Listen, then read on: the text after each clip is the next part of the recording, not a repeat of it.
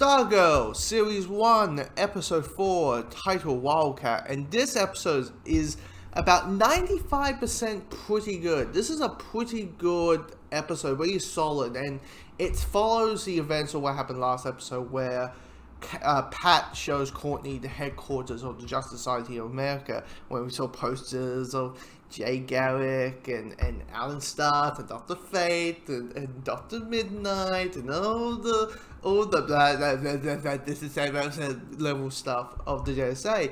But Courtney's reaction to it is we need to make a new JSA, a new Wildcat, a new Green Lantern, a new Flash, a new Dr. Fate, a new insert character.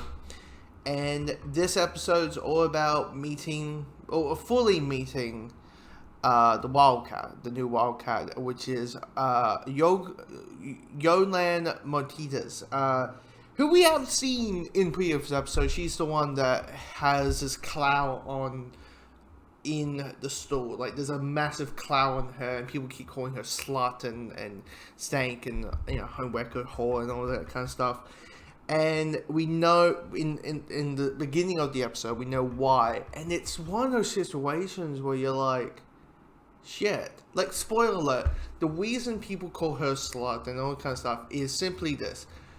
She sending nudes. And the guy that she was sending the nudes to shared it to everyone. And because of it, the whole stool, the stool sees her as staying a slut, whatever you want to call it, and her family is silent by her. She is non-existent. She is grounded until the day she exits out of the house. She is in the eyes of her family, she is a disgrace.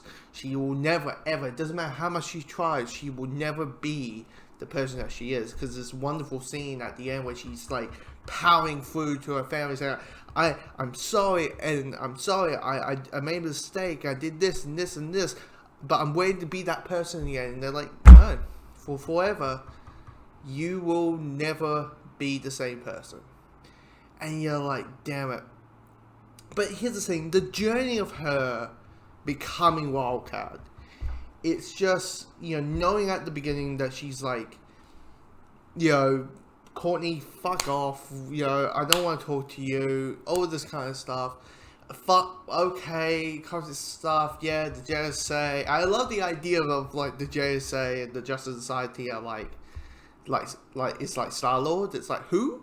Like, Star-Man and Hour-Man and Dr. Midnight, who? Like, what? The Injustice Society? No? Okay.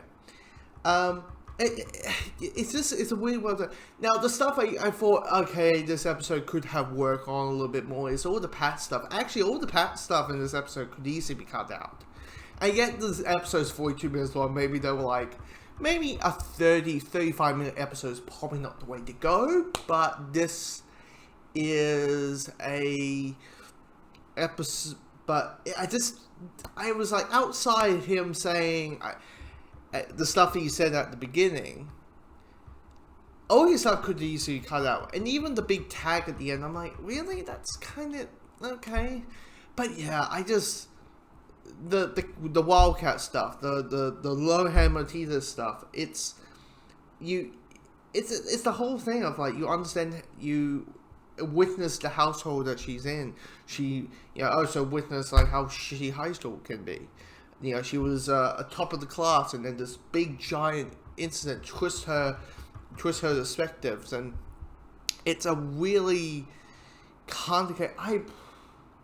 This is really, really well done, and really gives a lot of depth towards this character who we pretty much briefly met out for the previous 3 episodes, and to the point you are quite curious about who are the other members, we know who are going to be the other members, but who are going to fill those shoes. And I love the little joke when she talks about, when she puts on the outfit for the first time, how it stinks like a gym wear. I'm like, Taylor kind of, the previous guy like to be in the gym. If you don't know, Wildcat was in season 3.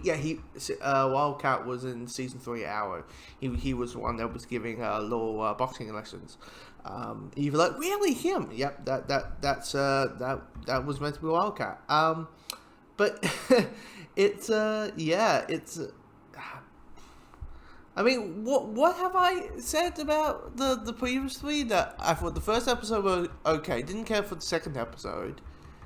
And I quite enjoyed these last two episodes. So far, what 3 out 4? Not bad. Let's bring on the other JSA